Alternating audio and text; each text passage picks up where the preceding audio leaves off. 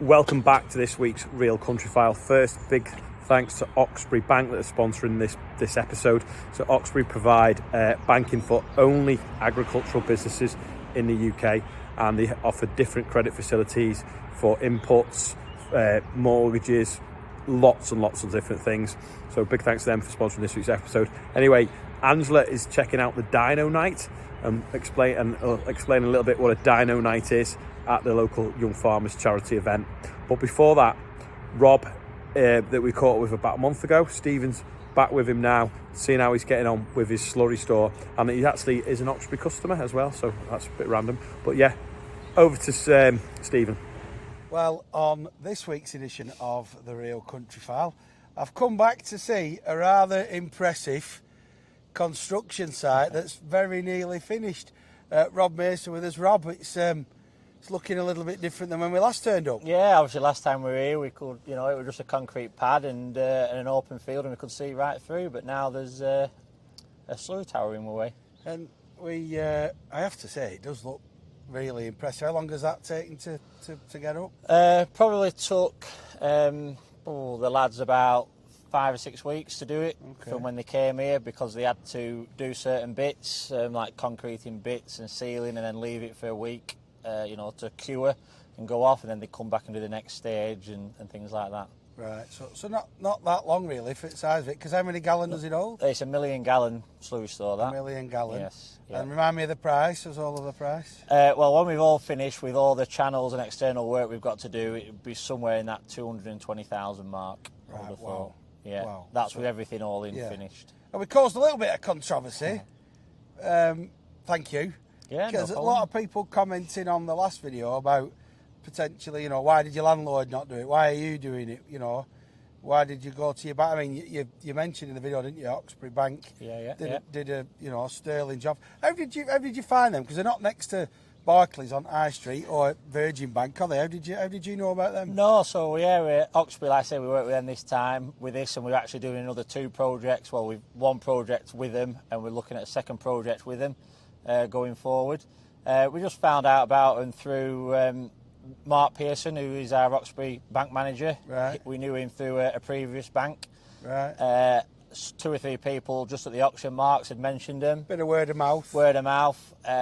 And said, I'm doing this, and somebody said, well, why don't you give Oxbury a ring? Okay. So I did, rang Mark up, and he came down, and we went from there, really. And, investing, getting, mortgages, loans, all that kind of stuff, it's difficult across a lot of different business sectors right now. How was it for you, to secure this kind of funding with them? Yeah, it was so easy. The process was really easy with Oxbury. They came down, they wanted to know some figures, stock numbers, wanted to know what we've done in the past with the business. Luckily, we already knew Mark through other avenues, so he knew the family, he knew what we were about. It took a lot of work getting the cow numbers and the stock numbers to where they wanted them, because obviously it's got to work for them as much as it has to work for us. Mm-hmm. So we had to prove that we could basically pay for it. Yeah. So we had to get the cow numbers to where they were happy, where we were comfortable, where the farm was happy at doing them. And once we got that over the last sort of 12, 18 months, they came down and they said, yeah, and it was... It's not every day you can send them a text message or a WhatsApp and you get a reply or a phone call. They're just, yeah. There's not a lot of services like that, to be fair. No. So the controversy, there was a lot of, you're making millions, you're a farmer. You're not making millions, are you? No, just far checking. from it. Yes, Yeah, no. I wouldn't be doing it I would be doing it. It'd be a lot easier. It'd be a lot easier. Yeah. So people were saying, weren't they, why is your landlord not paying for this when you're a tenanted farmer on this farm? Yeah. So there's certain things we're on an FBT, farm business tenancy, which is we think is one of the best tenancies to be on. So we got that my dad got that in 2000 when we came here. Me and my wife Lucy, we carried that on last year, about just nearly 10 months ago. So with an FBT, your landlord, they own the land, the house, for example, and the buildings.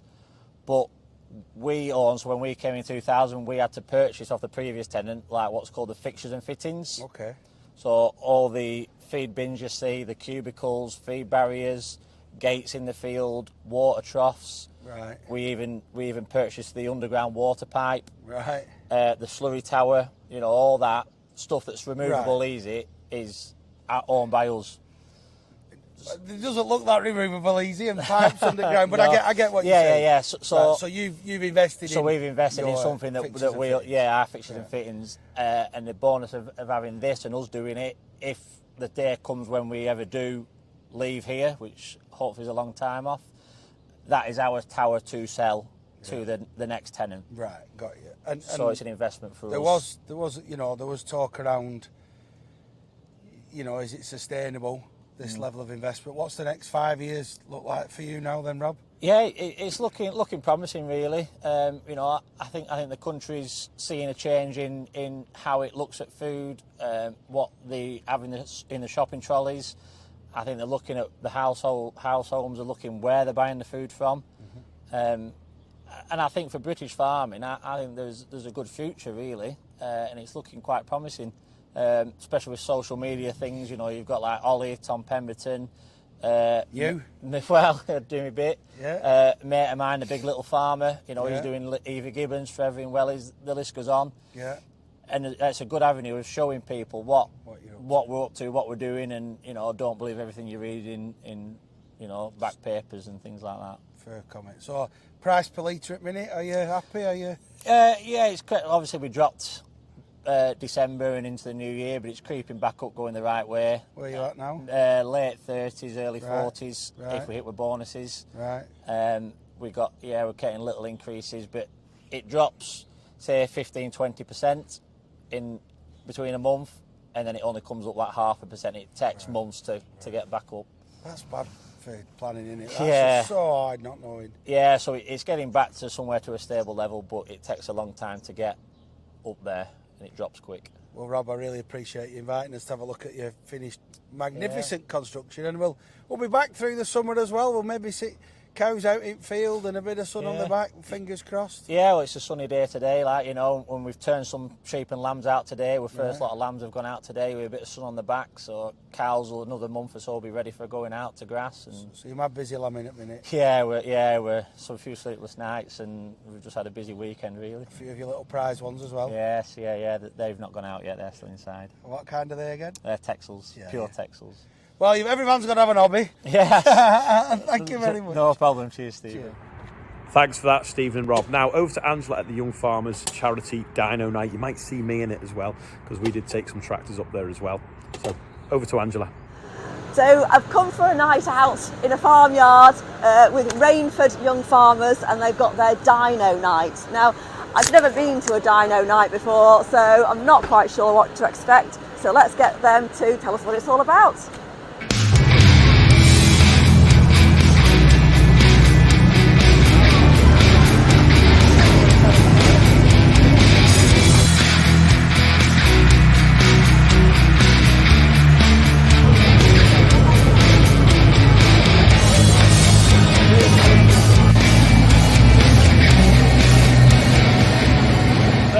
We're here at Rainford Young Farmers Dyno Night. This is our annual event. This is the 6th year we've run it now, and it just seems to be growing every year. How many tractors have you got coming? We don't know. I'm not sure. Last year we had 70. I reckon we're over. We were 100 definitely this year, over. Well, we're over 70 now, Well, and they just keep coming and coming. Last year we had a fella on a Fent from Stoke-on-Trent. He come 2.5 hours, and he left here at 11 o'clock that night and drove 2.5 hours home. So we have people from the top side of Preston. We've got lads here from that tractor next going on's from Salisbury. He's come from Salisbury tonight, Salisbury. so They come from everywhere. The tractor's back on to the dyno, the PTO shaft goes on, and then they switch the PTO on and rev the tractor flat out, and then somehow, I don't personally know how, the dyno gives a reading. brings the torque down, so you get a torque reading and a max power reading. And we get a maximum horsepower reading, and then that's all they're doing, Yeah. and then they drive off. So we keep track of everyone's tractor, so if someone brings in two of the same tractor, you can compare it to someone else's, and we don't have a leaderboard as such of who's got the biggest horsepower, because that could be anyone. Like someone could bring the biggest tractor and obviously have the biggest power. So we just have leaderboard and go, that's your one tractor, compare it to someone else's, then they know if the tractor's running right. Like personally, I had one of my tractors 4 years ago. It was 30 horsepower shy and we never even knew. So we sent it to the dealer and it turns out it was a pipe blown, so they fixed it. So we generally didn't know anything was wrong with it. It's just more like people's knowledge then, isn't it? You just know what other tractors are running and whatnot. So we just thought it's just a bit of a thing for Rainford, and it's got its name now, hasn't it? And it just seems to be growing and growing.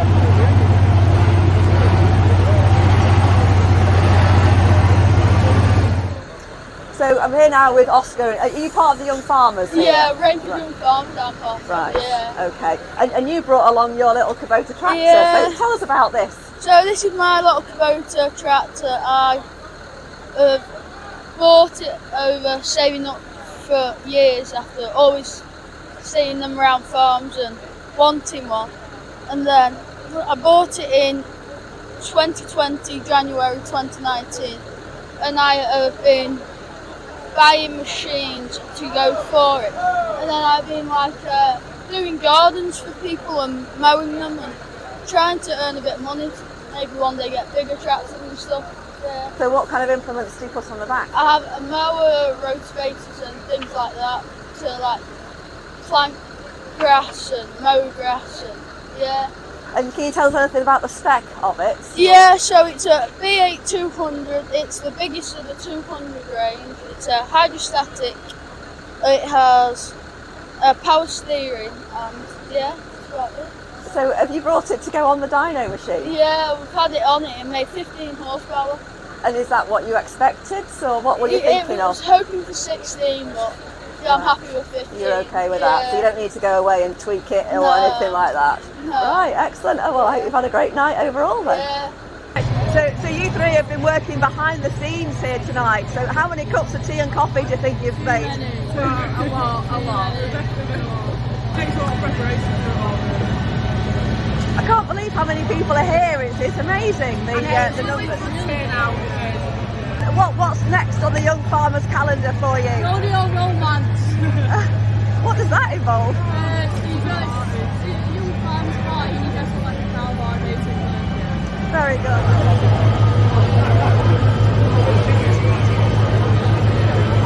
So Thomas, you're here with Lancashire Agricultural Engineers. So tell us what your involvement of the evening is. So we've been invited down to advertise my business, which is Lancashire Agricultural Engineers. We mainly fix John Deere products, tractors, foragers, you name it.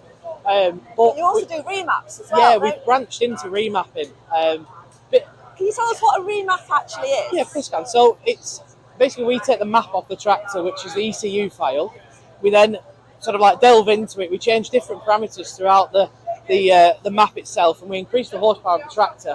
The tractor won't use any more fuel. It'll use the same amount, but it will do more in the day with the more horsepower that's available. So yeah.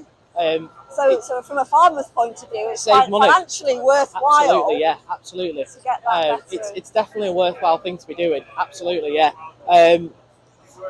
In terms of sort of on wherever we'll go all over the country. Doesn't matter where. Wherever we go remapping, we're happy to do it. Do you find that you work a lot more for arable farmers rather than any other kind of farmer? It very much varies. I think the strangest one I've done so far is a wood chipper for a motorway contractor. That was an interesting one. About 2 o'clock in the morning, he wanted it fixing. So we went out, remapped it, got it a bit more horsepower, got rid of a bit of emissions problem with it, and carried on. And he was absolutely really impressed with it. Yeah, that's probably the strangest one we've done. Any farmers want it. It's unbelievable. Hopefully you'll have lots of good conversations here tonight. Tonight we've had plenty of folk coming up and chatting to us about remapping. So I've just come across Keely. So Keely, you're part of the Young Farmers as well. So what's your role here? So I'm joint treasurer of Rainford Young Farmers with my partner Matthew. Okay, right. So we're here tonight just keeping an eye on all the money, making sure everyone's signing in. And yeah, just hopefully making sure everyone's having a good time tonight. So the tractor drivers pay to go on the dyno? Yeah. So what's the price for them to come? So the tractors pay £15. That includes them going on the dyno. They also get a burger and a drink with that. Everyone can come and watch for free. There's no charge for spectators, and then we just sell a few burgers and drinks for anyone who's watching. And there's a few cakes at the end as well. Yeah, that's it. And hopefully raise a bit of money for charity as well. Absolutely. So Rainford Young Farmers, every Young Farmers Club is a charity at the end of the day. So we're there to just make sure we've got enough money to cover insurance and things for the clubs. And at the end of the year, if we make a profit, we try and donate something to another charity as well. So we see what we've made through the year and give something away. Right, brilliant. And a great social event as well. I can't believe how many people are here. Probably the biggest event we've had yet. Yeah, so hopefully it's a good night. And it's an annual thing, so it's something you need to get in your calendar for next year as well. Certainly, I'm sure they'll be doing it again. Yeah, brilliant.